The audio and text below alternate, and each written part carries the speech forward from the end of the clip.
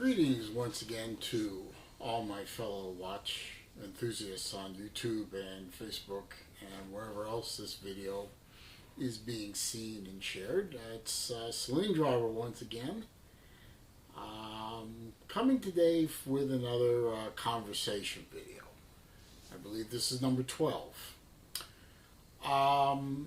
The topic that this will be covering, as you've seen already in the title, came to me when I got a couple of emails within a day or two of each other of a couple of people who had recently looked at my latest State of the Collection series of videos and asked me, because I said in the video which one of my watches in the videos was my oldest watch, which happened to be the Bulova Accutron Space View in white gold, which is a 1961 vintage watch, which is actually older than me, and it probably works better than I do, considering it's 59 years old now.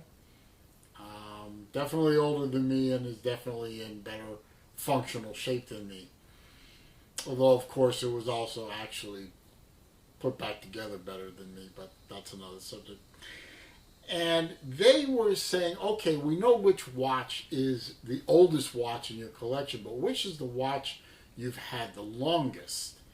And that got me to thinking, and I went through all the watches in my collection, and I came up with two, which are the two oldest watches in my, well, not oldest in terms of chronology, but the two watches I've had the longest.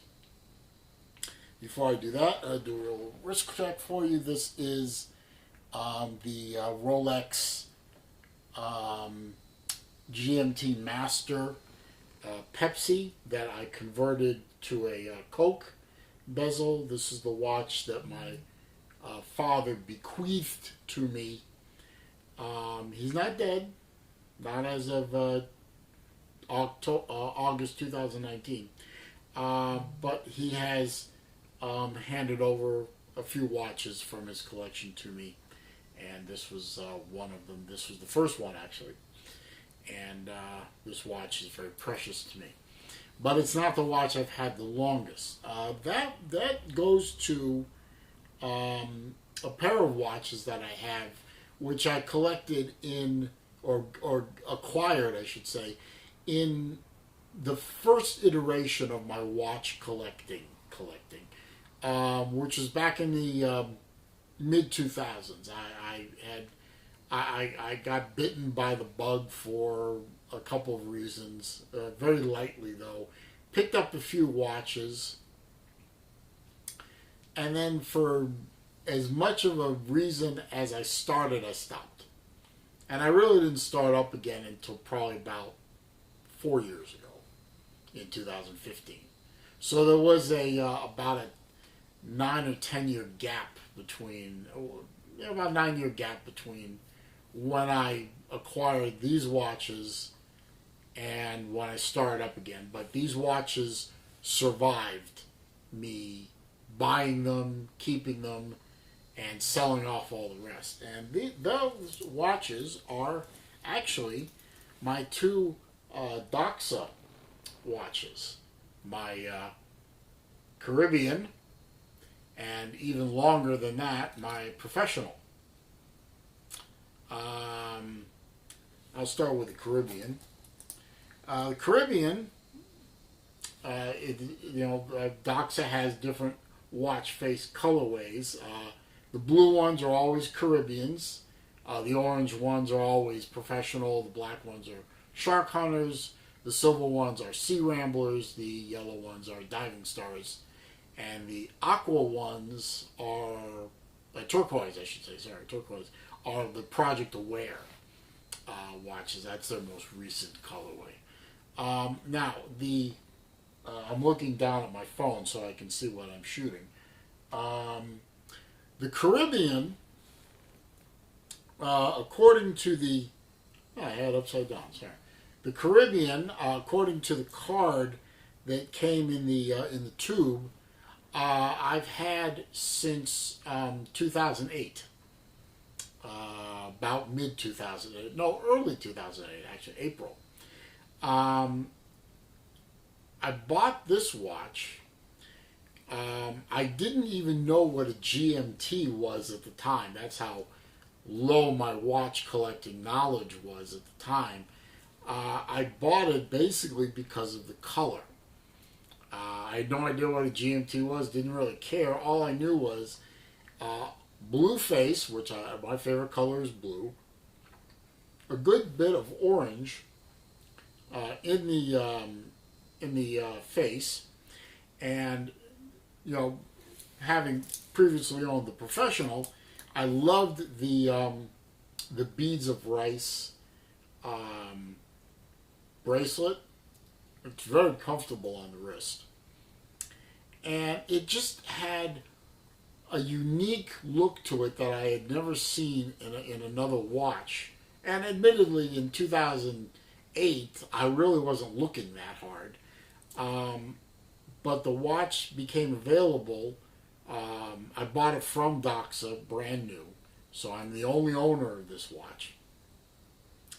And having had great luck and experience with the Professional, and by that time I had also purchased the Diving Star, which I recently sold. I thought this would be a great third watch for my Doxa collection, as it were. And I've had it ever since. So from 2008 to 2019, so I've had this watch 11 years. Now this watch was the first Doxa I bought, the Professional. This is actually a Clive Cussler series watch, or was it the Dirk Pitt watch?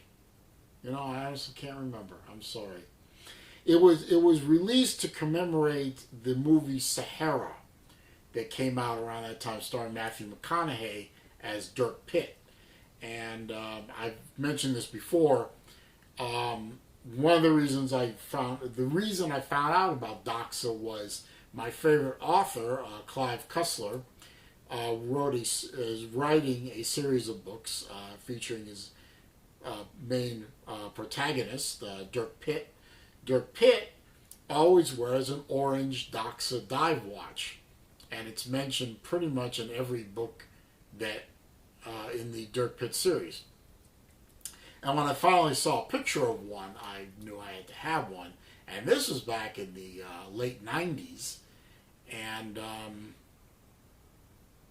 I finally had the wherewithal in 2006 when I bought this one to finally buy one of my own. And I was very proud of myself for getting the money together and finally buying one of these watches. And I'm a very proud owner of this watch. I wear it as often as I can.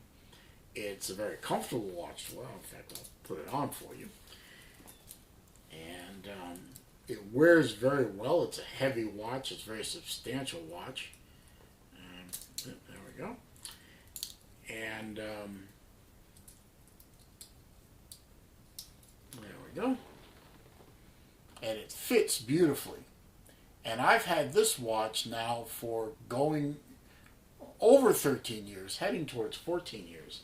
And it still fits my wrist, which means either I was pretty heavy when I bought it, or I haven't gained as much weight as I thought I have.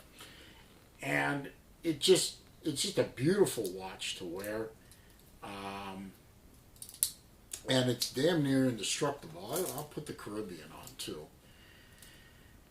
And you might, and that brings me to the other part of this video is, why do people keep watches? And there's a Caribbean.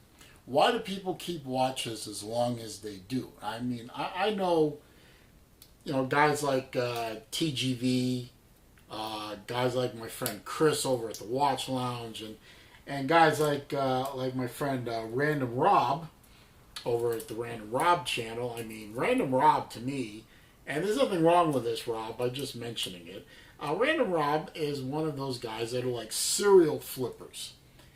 I don't know Rob. I don't know. I mean, I consider him a friend because we've had good conversations, and I bought a couple of watches from him. He sold a few watches for me, and he's a good guy. I consider him a good internet friend. But I don't know how long he typically keeps watches. From what little I've seen, he doesn't keep watches very long at all. He's what I call, whoops, don't fall, don't break. He's what I call a serial flipper. And there's nothing wrong with that. I mean, I'm not. I mean, I have bought watches, held on to them for a little while or a good while, and I've sold a few of them. I've even sold several Zelos watches. I think I've sold like 7 or 8 of them. I mean, I would be up near 30 Zelos watches if I hadn't sold any of them. I'm at 21 at this time. But I generally keep my watches because I guess you could say I fall in love with the watches, and I find it hard to get rid of them. I really have to talk myself into selling a watch to sell it. I mean, I generally don't. Whenever I've sold a watch, it was either to fund another watch purchase or to fund something else. Like most recently, I sold several watches to help fund the purchase of a car for my younger daughter. And before that, I sold some watches to help fund paying off my older daughter's car. So it really has to be a compelling reason for me to want to sell a watch. And that's me. That's okay. So that's why I end up with watches that I've had for almost 14 years and almost 12 years. Because I love these things. I love the way they look. I love the way they feel. I love the way they make me feel. And in terms of especially this one, this is one of the first serious watches I ever bought. And I bought this one in my first iteration of collecting. So I'm very proud of buying a serious watch, even when I didn't know what the hell I was doing. And I actually ended up with 2 of them. And honestly didn't know what I was doing, at least compared to now. I mean, I'm no watch guru. I can't quote chapter or verse like the guys over at Watchbox. What's his name? Tim.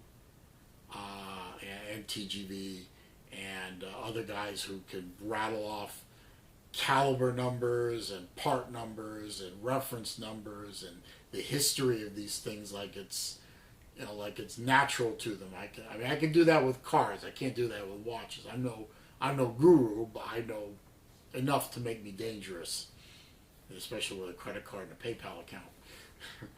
But that's why I own these watches now for 12 and 14 years respectively. And that's why I like to hold on to watches as long as I do. So that's what I want to talk about. I want to start the conversation, hopefully getting you guys to comment down below. What's your story with keeping watches or flipping watches or that kind of thing? When was your first watch, your first serious watch? Even if that serious watch you consider to be a Swatch, or a cheap Casio G-Shock you picked up at Walmart for $20. Let's hear your stories. Let's keep the conversation going. I think it's a good subject. Why do you flip watches? Why do you hold on to watches? Why do you do both? Let's talk about it. Let's have some fun with it. That's my video. I hope you enjoyed it. If you did, thumbs up, please. Helps me out. Questions, comments, suggestions down below. I read them all. I respond to them all. I delete the nasty ones. I block the poster. And if you're not already a subscriber, this is your first time stopping by. please go ahead and click the subscribe button for me. I'm trying to grow my channel a bit. I'm close to 800 users at the time 800 subs at the time I'm making this video. I'd like to get more. I appreciate all my subscribers. And click the bell icon next to that button so that when I post content, you're alerted. Thanks for stopping by. Hope you enjoyed the video. I'll see you again soon.